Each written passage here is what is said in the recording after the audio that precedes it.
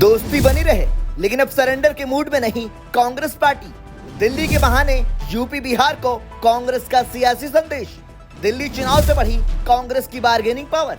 लोकसभा चुनाव में मिलकर लड़ने का लाभ कांग्रेस और आम आदमी पार्टी को भले ही ना मिला हो, लेकिन दिल्ली विधानसभा चुनाव में अलग अलग लड़ना सियासी तौर पर महंगा जरूर पड़ा है। दरअसल कांग्रेस दिल्ली में एक बार फिर अपना खाता नहीं खोल सकी। हालांकि कांग्रेस के आक्रामक चुनाव लड़ने का खामियाजा अरविंद केजरीवाल और आम आदमी पार्टी को भुगतना पड़ा है। और केजरीवाल और मनीष सिसोदिया को सिर्फ अपनी सीट पर शिकस्त ही नहीं खानी पड़ी, बल्कि पार्टी को एक दशक बाद दिल्ली की सत्ता से बाहर होना पड़ा है।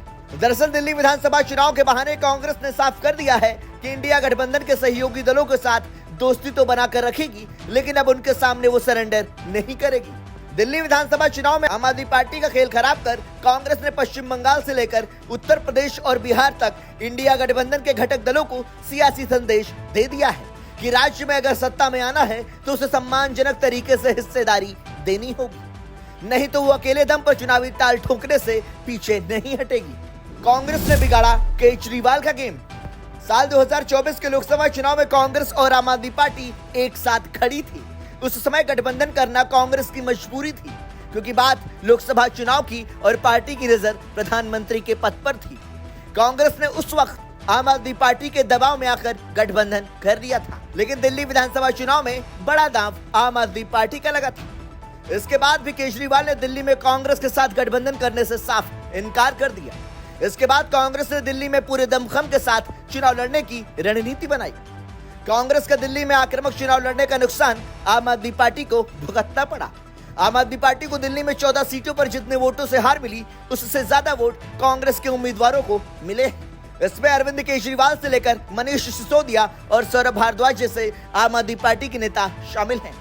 यही नहीं, आम आदमी पार्टी और कांग्रेस के बीच 1.99% वोट का अंतर रहा, जबकि कांग्रेस का वोट शेयर 6.5% तक रहा।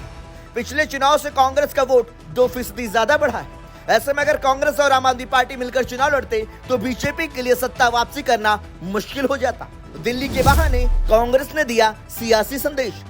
दिल्ली विधानसभा चुनाव के बहाने कांग्रेस ने साफ संदेश दिया है कि उसे इग्नोर करके इंडिया गठबंधन के घटक दल चलेंगे तो फिर पूरी ताकत के साथ वो चुनावी मैदान में उतरेगी। ये संदेश उत्तर प्रदेश से लेकर बिहार और पश्चिम बंगाल तक के लिए है। इन तीनों ही राज्यों में कांग्रेस लंबे समय से भले ही सत्ता से बाहर हो, लेकिन 2024 के लोकसभा चुनाव के बाद उसकी वापसी की उम्मीद जगी है। यूपी में कांग्रेस को 6 सीटें मिली हैं, तो बिहार में 3 सीटें जीतने में सफल रही थी। वहीं पश्चिम बंगाल में आम चुनाव के दौरान भी कांग्रेस का टीएमसी के साथ गठबंधन नहीं था, लेकिन कांग्रेस ने पूरा जोर नहीं लगाया था। लोकसभा चुनाव के दौरान पश्चिम बंगाल में कांग्रेस का खाता नहीं खुला था, लेकिन विधानसभा चुनाव में उसने पूरे दमखम के साथ उतरने की रणनीति बनाई है। दिल्ली की तरह ही कांग्रेस आक्रामक प्रचार कर बंगाल में सियासी माहौल बनाने की कोशिश करेगी, फिर चाहे बीजेपी ही क्यों ना सत्ता में आ जाए। ऐसे ही बिहार में कांग्रेस का आरजेडी और लेफ्ट पार्टियों के साथ गठबंधन है। ऐसे में 2024 के लोकसभा चुनाव की तरह आरजेडी के सामने सरेंडर नहीं करेगी। वहीं उत्तर प्रदेश की सियासत में समाजवादी पार्टी के साथ कांग्रेस का अपना गठबंधन बनाए रखने के पक्ष में है, लेकिन सपा के सामने झुककर नहीं बल्कि सम्मानजनक तरीके से दोस्ती रखना चाहती है। दिल्ली चुनाव से बढ़ी कांग्रेस की बार्गेनिंग पावर। दिल्ली में कांग्रेस और आम आदमी पार्टी एक साथ मिलकर उतरती तो बीजेपी को सत्ता में वापसी करना मुश्किल हो जाता।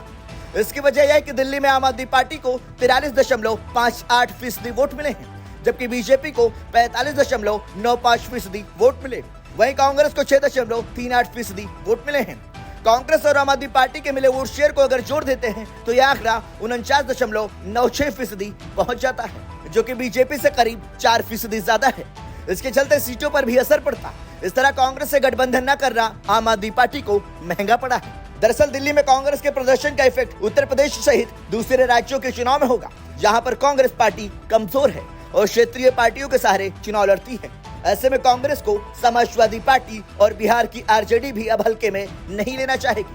कांग्रेस अच्छे से सीटों की बार्गेनिंग करके चुनाव लड़ेगी, क्योंकि दोनों ही राज्यों में क्षेत्रीय दलों को कांग्रेस के सहयोगियों की जरूरत है, जिस तरह दिल्ली में आम आदमी पार्टी को थी। बिहार चुनाव को लेकर आरजेडी भले ही खुलकर न बोल रही हो, लेकिन कांग्रेस ने अपनी डिमांड रखनी शुरू कर दी है। बिहार में कांग्रेस ने रखी अपनी डिमांड। दरअसल बिहार में कांग्रेस महागठबंधन का हिस्सा है।